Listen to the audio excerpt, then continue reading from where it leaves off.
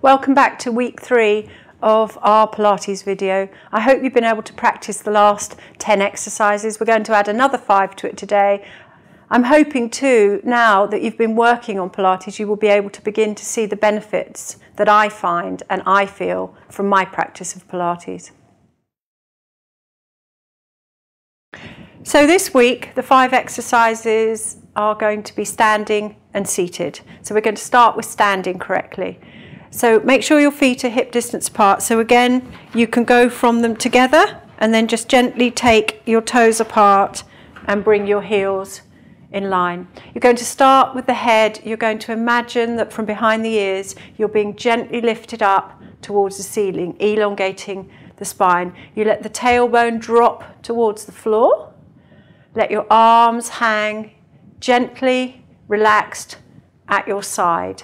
You're now going to access the pelvic floor by bringing the sit bones together and just gently zip and hollow your lower abs. So your tummy will just go in. All the time you should feel the grounding into the floor and the lengthening of the spine up to the ceiling, up in the air. You're going to concentrate now on the feet. You should have a base of support, a triangle of support from the base of the big toe to the base of the little toe to the center of the heel.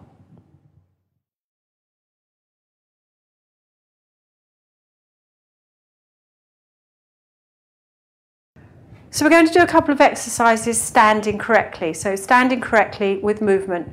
We're going to go on to the dumb waiter, which works on the muscles at the back of the shoulder, the rotator cuff. It works on opening the chest, keep your shoulders relaxed. So we're going to take the arms, the lower arms, elbows gently into the waist, not held firmly, just gently into the waist. You're just going to breathe naturally, have a nice zip and hollows, which will make the breath come upwards into your back breathing, but we're standing, but just a gentle one. And as you breathe in, you're just going to open the chest, the arms, the elbows, and feel the tension at the back of the shoulders. And then you're going to bring your hands back into line. And again, we're just going to do it 5 times. Again, with this exercise, you can do 8, 10, as many as you want to. Make sure when you come back to the center, you come in alignment of elbow and hand and shoulder. Good, Emily. Keep those shoulders relaxed. Keep lengthening away. Nice zip and hollow. Just a couple more.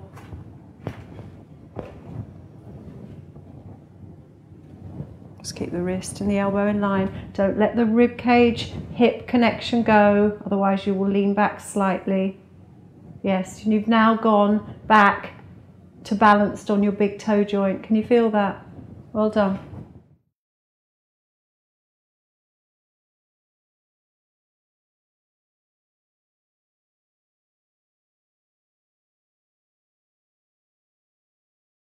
So again, lengthening up to the ceiling, lengthening the spine, letting the sit bones, tailbone drop towards the floor. Gentle, zip and hollow. You're going to place the right hand or the left hand on the right shoulder. Doesn't really matter. And you're going to float the arm up, index finger leading. Make sure you've got a gentle zip and hollow and feel the shoulder blade dropping down the back. Take a breath in, breathe out, and down you come. Lead with the little finger. Feel the connection of the little finger into the hand. And again, lifting up, leading, keeping the shoulders down. Try not to let the shoulder raise. And floating down. Let's bring that arm slightly further forward. Tummy in. Make sure you're not leaning backwards. And again, just a couple more this side. Yes, shoulder blade down. And floating down. And again. Letting the shoulder blade sink as the arm goes up. Very good. And repeat on the other side. Just be careful that as you hold this shoulder, you don't end up sinking down. Try not to raise this arm. Yes, keep that shoulder level.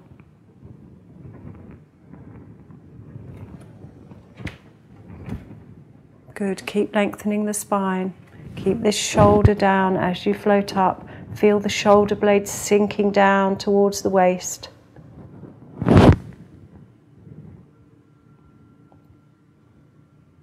shoulder sinking as well. Yeah, not too much. That's it. Last time.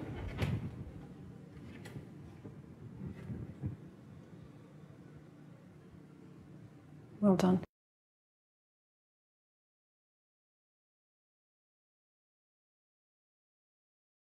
So this time we're going to take our feet further apart. We're going to do side stretches, so we're going to stretch the muscles between the hip and the bottom of the rib cage. So just take your feet slightly wider apart to give you a little bit more stability and balance. We're going to try and keep the weight even at the base of the feet. So remember that triangle, base of big toe, base of little toe, centre of heel. We're going to incorporate the last exercise, which is a floating arm. The shoulder moves down as the arm floats up.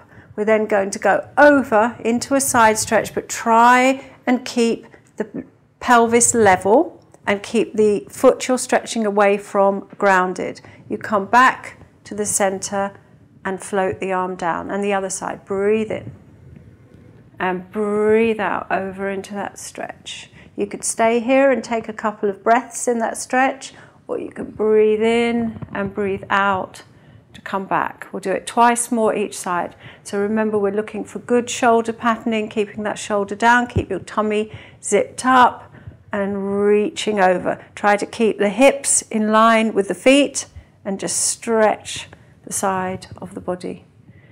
Fingers loosely together and over you go. Try not to move the hips. Sliding the hand down the leg, and once more either side. Settle in the middle. Keep looking straight forward, tummy pulled in. Try not to come off that equal weight of the feet.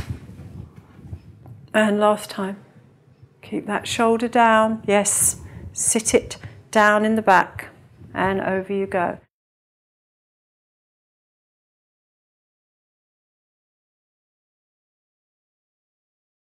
So we're going to do a seated exercise now. Keep lengthening away, sit bones into the seat of the chair, head lengthening away up to the ceiling. We're going to do a rotational exercise with a stable pelvis. The pelvis will fix itself, the sit bones won't move. As you rotate, you will rotate from the rib cage area, the thoracic spine. So you're going to take your hands on to your shoulders, just relax, take a breath in.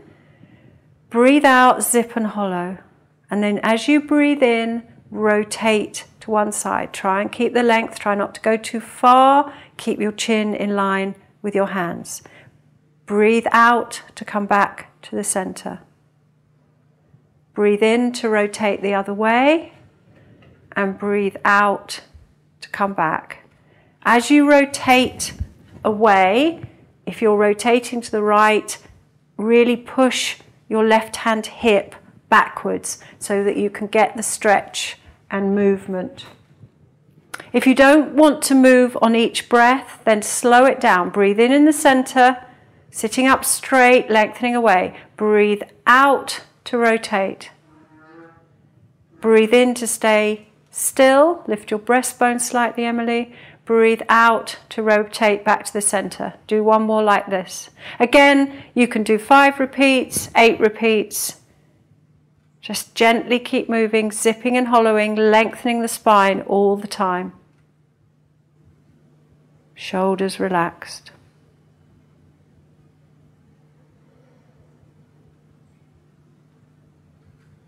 Try not to sit forward of the sit bones, be firmly down. Yes. And last time. Make sure always that you exercise evenly. If you do a repeat of 2, then you need to get back to the second one. Okay, this is the last one this time. You're obviously enjoying it a lot. Well done, Emily. Keep those sit bones grounded. And back to the center. Make sure you're in alignment. Drop your arms.